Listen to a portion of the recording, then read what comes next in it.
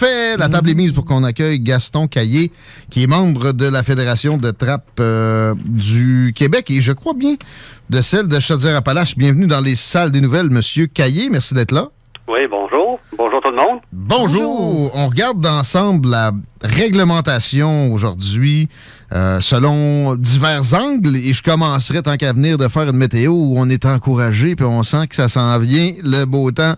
Parler du printemps pour le piégeage, j'ai l'impression que ça doit pas être la saison où c'est le plus facile puis même peut-être légalement, il doit y avoir plus de contraintes. Est-ce que je me trompe?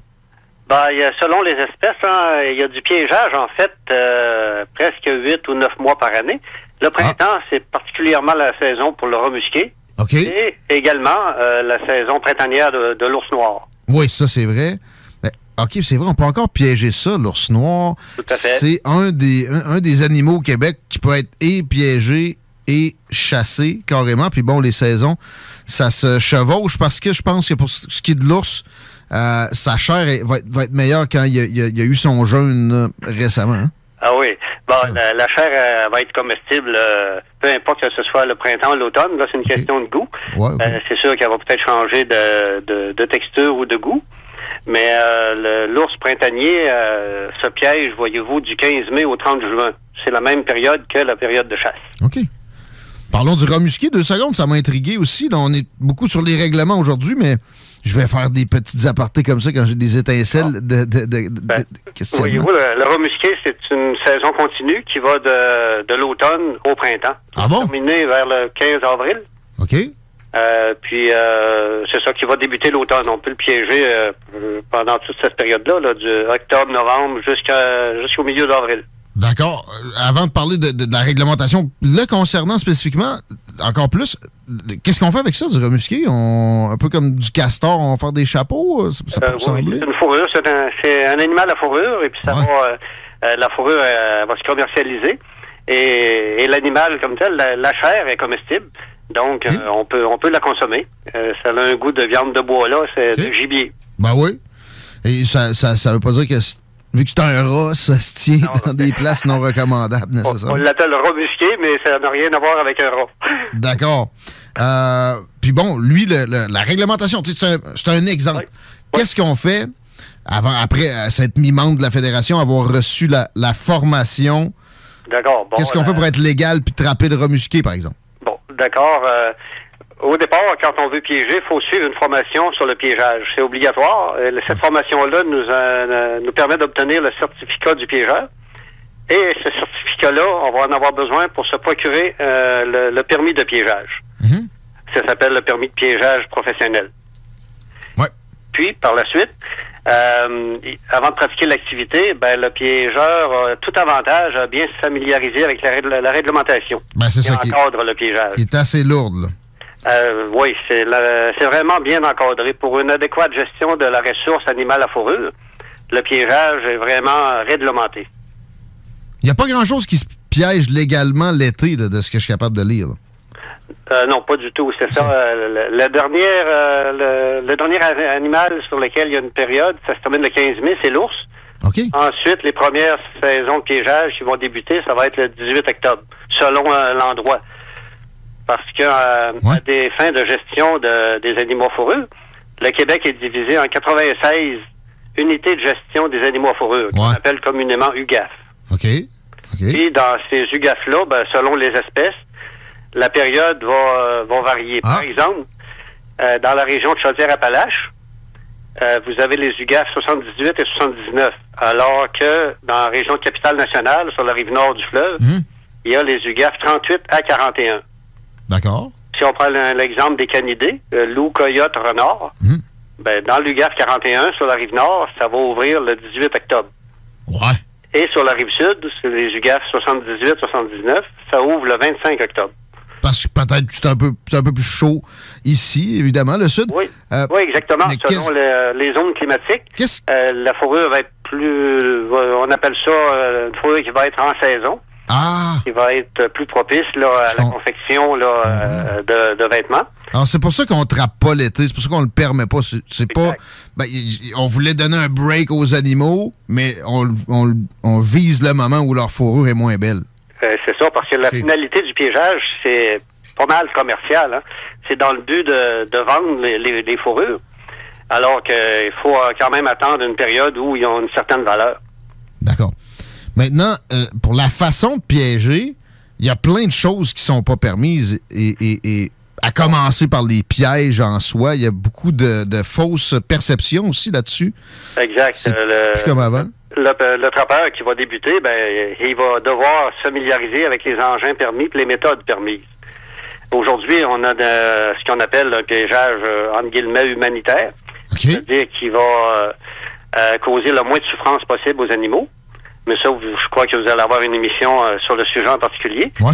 Mais si on prend, par exemple, le castor, si on le piège avec un piège à rétention, un piège à pattes, ouais. il va falloir que le piège soit installé un système de noyade. OK. Alors que si on parle du canidé, du loup, renard, coyote, va beaucoup se piéger avec des collets. Des collets qui vont étendrir l'animal très rapidement parce qu'ils sont munis d'un dispositif qui fait en sorte que le collet se resserre tout le temps. Lorsque l'animal exerce une tension. C'est ça le principe du collet, de ce que je connais. Moi, tout ce que j'ai pogné, c'est des lièvres, mais ça reste le même genre de phénomène. Mais j'entends que c'est pas obligatoire d'être avec un collet pour un coyote, un loup, un renard. Ça veut dire qu'il y a encore du piégeage avec une patte, puis là, la bébite va rester longtemps avec... il y a des pièges de rétention qui sont permis pour ces espèces-là. Okay. Mais c'est des pièges très modernes qui vont retenir l'animal sans lui causer de blessures, de blessures majeures, du moins. Là. Et les piégeurs qui utilisent les pièges de rétention à ce moment-là, ils vont aller visiter leurs pièges très fréquemment. Ouais. Je dirais pratiquement chaque jour, parce que leur intérêt, c'est de capturer l'animal. C'est pas de l'échapper parce qu'il a été trop longtemps dans le piège. Puis c'est rongé à pattes ou des histoires comme ça, on a entendu. Donc, quand on se donne la peine de piéger avec des pièges à pattes, c'est qu'on visite fréquemment nos installations. Parce que on se donne la peine, vous dites, c'est plus compliqué d'y aller avec ça? C'est plus élaboré comme ça? Ça demande des bonnes connaissances, des bonnes techniques. Si on parle surtout des canidés, ce sont des animaux très méfiants, très rusés. Ouais. Et puis, lorsqu'on utilise un appât pour les attirer, ça éveille leur méfiance. Et puis, il faut savoir comment procéder. Parlons-en des appâts, justement. Il y a des cas où c'est permis, d'autres pas, j'imagine. On peut pas appâter n'importe comment non plus. Non. Encore là, c'est toujours selon les espèces, hein. Puis selon les méthodes de piégeage qu'on va pratiquer. Si on parle le piège à l'aide de collets, il y a une méthode qu'on va pratiquer qu'on va appeler tendre des collets au passage. À ce moment-là, on essaye de repérer les endroits où les animaux vont circuler le plus fréquemment, et on tend tout simplement un collet là-dedans sans appât. Et en d'autres circonstances, on va utiliser un appât pour l'attirer, mais idéalement, ça va être de placer le collet le plus loin possible de l'appât, parce que plus que l'animal va s'approcher de l'appât, plus il va être méfiant. OK. Ensuite, quelque chose à mentionner. Pour l'ours noir, il y a vraiment une particularité. C'est qu'il y a 2 périodes. C'est le seul animal sur lequel il y a 2 périodes de piégeage. Une printanière, qui va commencer le 15 mai jusqu'au 30 juin, puis l'autre à l'automne, qui va débuter le 18 ou le 25 octobre selon les UGAF, et qui va se terminer le 15 décembre. Puis ça, un peu comme un orignal, ça, je connais un peu plus ça. Ça prend un coupon, un tag là, pour avoir le droit de se promener avec la bête. Exact. L'ours noir, il faut y attacher un coupon de transport lorsqu'on le capture, après l'avoir abattu, bien sûr. Et puis, selon les UGAF, il va y avoir un quota différent qui va varier de 2 à 4 ours, selon l'UGAF. Quand même. Donc, un piégeur peut aller jusqu'à 4 ours par saison. Il en manque pas de ce que je connais du cheptel, c'est pas pour rien. Mais bon, on a encore de la chose très bien, justement, pour le garder en santé, ce cheptel-là. Un coup qu'on a ramassé notre animal comme trappeur et qu'on l'a dépecé, qu'est-ce qu'on a le droit de faire? Et ce qui m'intrigue le plus, c'est la viande. Évidemment que la fourrure, on se doute qu'il y a moyen de faire une vente au bout de la ligne. Je pense pas que ce soit le cas pour la viande. Oui, exact. Tout à fait. La viande peut aussi être vendue. Ah ouais? Oui. Ah bon? La viande de gibier, comme la viande de lièvre, c'est une viande qui peut être vendue, mais la viande des animaux à fourrure, celle qu'on considère comestible, il y a par exemple le castor, le rat musqué, le raton laveur, l'ours noir. Ouais. Ben, ça peut être vendu à partir du 3e jour d'ouverture de la saison de piégeage. Eh bien. Et pendant 15 jours après sa fermeture. T'as des particuliers ou... Oui, ben là, c'est restaurants aussi? À trouver sa clientèle. Hein. C'est sûr que vous ne trouverez pas ça dans les supermarchés, mais les piégeurs qui se donnent la peine de bien récupérer la viande, puis s'assurer que la viande est fraîche quand même, là, ben, ils ont déjà une clientèle qui est très intéressée à se la procurer parce que, justement, quelqu'un qui veut manger du castor, ben, il va devoir s'adresser à un piégeur pour le faire. Ben, c'est ça, parce qu'il n'y aurait pas moyen que le piégeur vende ça au supermarché, nécessairement. C'est pas permis, ça? Là, on tombe dans de la réglementation qui va relever des produits d'alimentation commerciale. Donc, ça passera pas, probablement. Le MAPAC, on les connaît un peu. Hein? Ils sont assez... sont assez spéciales. Pour les fourrures, comment ça fonctionne? Oui. Ben, je voulais vous mentionner les animaux qu'on considère à double statut. Oui. On a l'ours noir, dont on a parlé, animal à fourrure et gros gibier. Puis on a également le coyote, loup, raton laveur et renard roux, qui sont animal à fourrure et petit gibier. Oui. On peut les chasser en vertu du permis de petit gibier. On doit alors respecter les règles de chasse à ce moment-là. Mais pour vendre les fourrures, ça change-tu quelque chose que l'animal ait un double statut? Comment ça fonctionne, la vente des fourrures? Autant le chasseur qui va chasser le renard, par exemple, ou le raton laveur, pourra vendre sa fourrure. Ça va se vendre plus particulièrement lors des enchères. Il y a des maisons d'enchères qui s'occupent de mettre ça en vente. Ça se trouve en Ontario particulièrement. Okay. Et il y a aussi des commerçants de fourrure qui récupèrent, qui achètent la fourrure des trappeurs. Ouais. Et une fourrure pourrait aussi se vendre à un particulier, quelqu'un qui veut se faire fabriquer un chapeau. C'est ça. Bon, un coup qu'on a un permis de trappe, pour ce qui est de la vente, on n'a pas nécessairement d'autres choses à aller chercher. On peut vendre à n'importe qui. Le trappeur, lui, il peut vendre à n'importe qui. OK. Par contre, il doit se limiter à vendre le produit de son propre piégeage. Il ne pourra pas vendre le produit de piégeage d'un autre trappeur. Ah. Ouais. Parce qu'à ce moment-là, ça demande un permis de commerçant. D'accord. Comme si moi, par exemple, je vous vends une fourrure dans le but de vous fabriquer un chapeau, ben, vous devez la faire tanner, comme on dit, apprêter, chez une tannerie professionnelle qui est titulaire de son permis. OK. Cette fourrure-là, vous pouvez pas la revendre brute. Si vous la revendez, vous devez la faire tanner auparavant. C'est spécial, pareil, c'est toutes ces réglementations-là. Ça doit faire longtemps que ça n'a pas été revu. Hein? Ben, la loi actuelle qui encadre duquel découle le règlement, elle date de 1983. Ouais. Puis quand on revise le règlement, ça va surtout être par rapport aux périodes puis aux engins de piégeage. Les règles dont on parle là, de vente de fourrure, tout ça, sont en place depuis nombre d'années. Plus loin que ça encore. Ah oui, depuis longtemps. La prochaine fois qu'ils vont réviser ça, j'ai l'impression que ça va être autour peut-être des armes, parce que, à moins que je me trompe, j'ai déjà entendu que les trappeurs ont la permission, en tout cas dans certains cas, d'avoir une arme de poing pour aller, exemple, chercher leur gibier dans les pièges, puis peut-être se protéger aussi, à force d'être dans le bois si longtemps. Dans des cas très particuliers, c'est une disposition qui est prévue à la loi sur les armes à feu. Fédéral, c'est pareil partout au Canada. Ouais. Un piégeur professionnel peut faire la demande pour obtenir la permission, l'autorisation de transporter une arme de poing pour ses besoins. C'est ça. Mais ça c'est donné, je vous dirais, au compte-gouttes, puis dans des situations assez particulières. Quand le piégeur est dans des endroits éloignés. Oui, très éloignés. Je ne croirais pas que vous obteniez ce permis-là pour piéger autour de Québec ici. Effectivement, ça me surprendrait bien gros, mais encore là, ils vont essayer sûrement de changer ça, même pour les gens qui sont bien loin.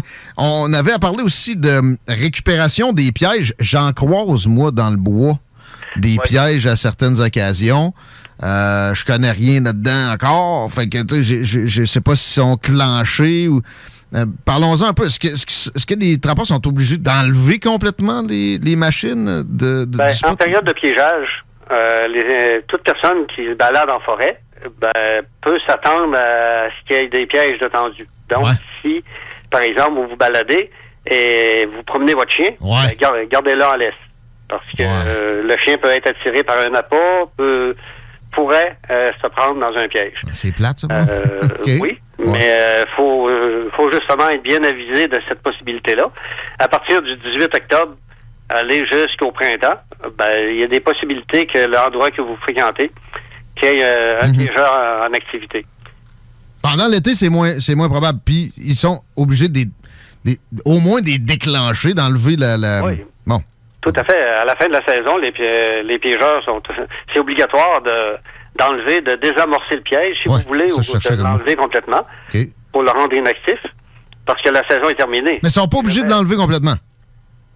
Du moment qu'il est inactif, par exemple, il y a des piégeurs qui vont laisser les collets sur place, mais ils vont les fermer complètement en les accrochant dans les arbres pour pas qu'il y ait possibilité de capture. OK.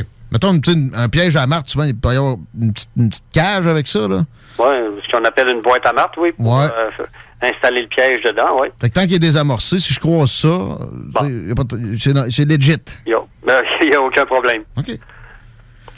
Si ma blonde, mettons, j'ai fini par suivre le processus et j'ai mes cartes, je veux amener ma conjointe, mes enfants, est-ce qu'il faut que même se procure un permis? Comment ça fonctionne, ça? Parce qu'à la chasse, tu peux amener quelqu'un qui n'est pas nécessairement avec le permis de port d'armes. Non, il y a la réglementation permet d'initier les jeunes ou de partager l'activité avec son conjoint ou sa conjointe. Si on parle du conjointe, la personne devra avoir suivi le cours pour obtenir son certificat du piégeur.